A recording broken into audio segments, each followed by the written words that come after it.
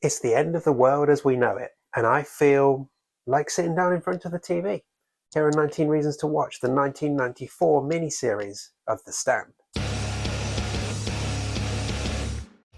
Hi everyone, welcome back to my channel. I'm Dave Musson, at Dave Musson on Instagram, and this is the place where I talk to you about all things Stephen King. And as you already know by now, this time we're covering the 1994 miniseries of The Stand.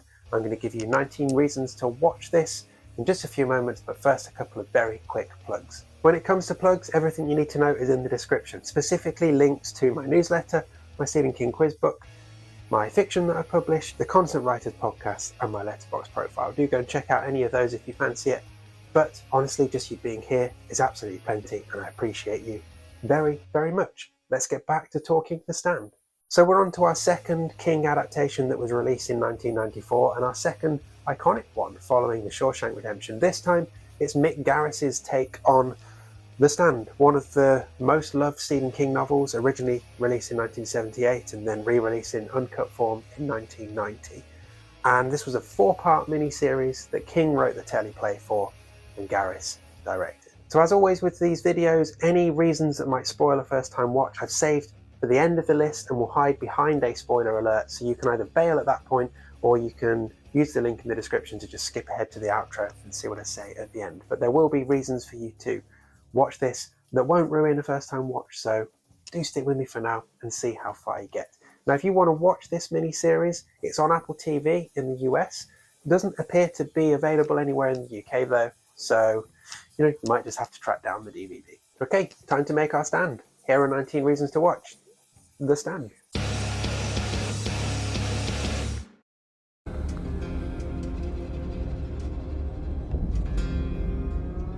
So headline reason. This is a thorough and faithful adaptation of a book that regularly sits at the top of constant readers' lists when they rank their favourite Stephen King books. It's 6 hours of interwoven characters, interwoven tales, more than 120 speaking parts, and the literal end of the world. There is a lot to take in here, and a lot of that book gets covered.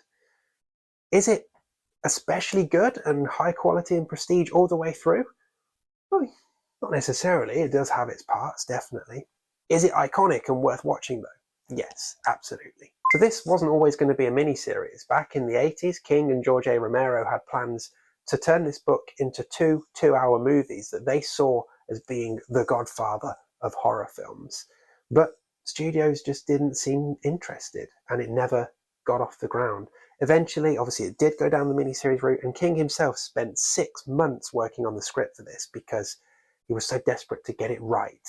And when I say get it right, I mean put something together that wouldn't piss off too many of his fans. So King also chose Mick Garris to direct this. He liked what Garris did with Psycho 4, and of course the two of them worked together on 1992's Sleepwalkers.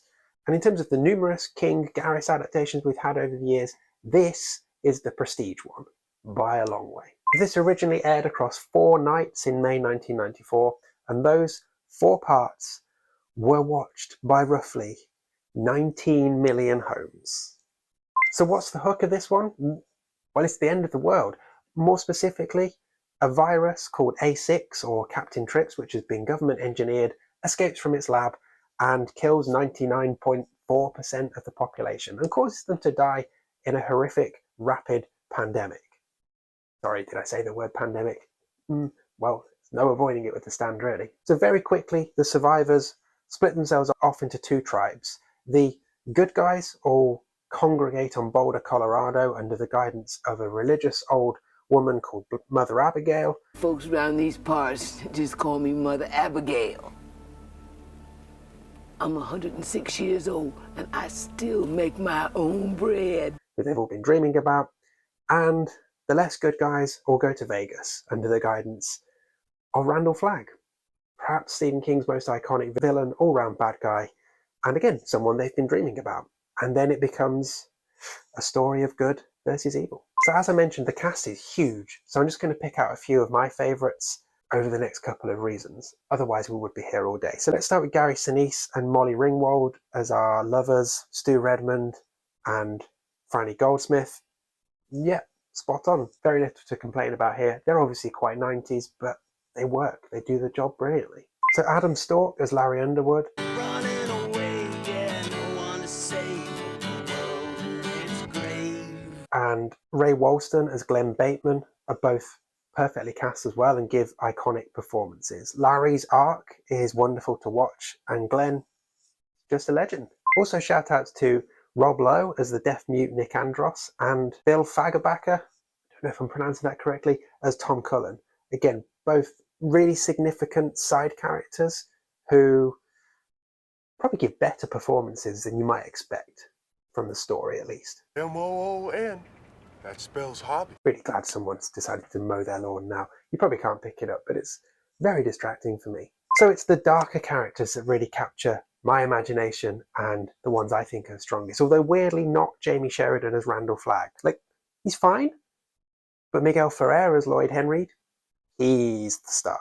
Also, big ticks to Matt Frewer as the Trash Can Man, Laura San Giacomo as Nadine Cross, and especially, probably the overall MVP, Corin Nemec as the tragic, doomed Harold Lauder.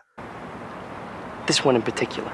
Comfortably my favourite character in this whole thing, and just one of the best performances in a King adaptation I can think of. Certainly the TV things anyway. Oh, and there's a King cameo as Teddy Wiseack, and if you keep your eyes peeled, you'll also see other fellow horror royalty, John Landis, Sam Raimi, and Tom Holland all pop up as well. You were having a bad dream. Must have been a real wowzer by the sound.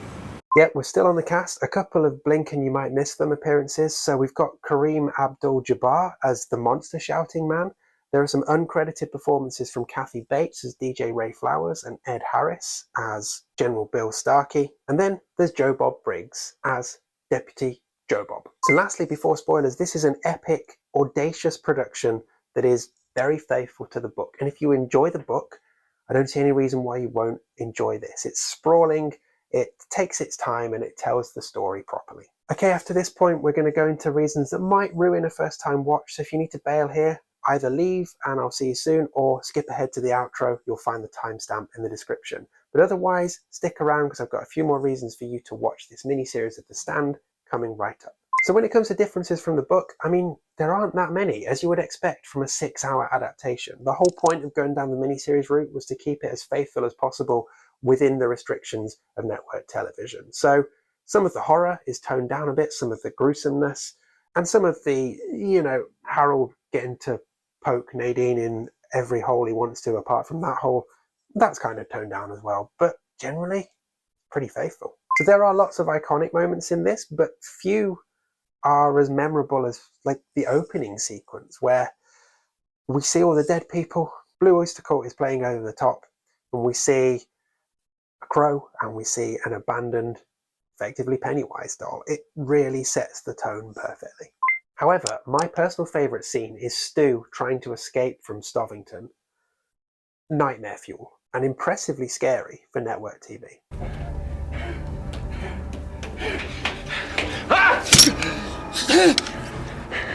That's my favourite line. It's not actually a spoken one. It's the line Harold writes where he says, "Sorry, I was misled." It's this final gift from this tragic character, and it really rounds his arc off in a heartbreaking way. Okay, links to other King works. I've probably missed a few here because I didn't have time to examine the entire cast, but let's see what I did find. So Mick Garris, obviously he'd already done Sleepwalkers. He would go on to do the Shining miniseries, Quicksilver Highway, the Desperation miniseries, the Back of Bones miniseries, and Riding Bullet as well.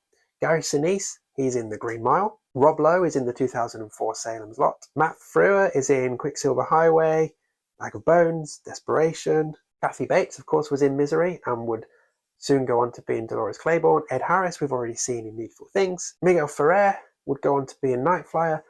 Tom Holland was soon to make The Langoliers and Thinner. I mean, you get the point. There's a lot. Okay, lastly, we have to talk about the frankly shite ending for two reasons. First, the hand of God? No.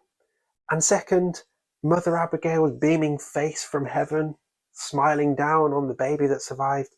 Also no. 6 hours of TV to get to those two moments in the ending? Ouch. Get him! Get him! Get him! Get the driver! In the car! So there we go, my 19 reasons for you to watch the Stand miniseries. Let me know what you think of this one. If you're a regular around here, you'll know I'm not the biggest fan of The Stand, so it's probably no surprise I've not been as overly enthusiastic as I might otherwise have been. But I do think this series has a lot going for it, and it's definitely worth watching. It is a commitment in terms of time, but it's definitely worth it at least once, particularly if you like the book.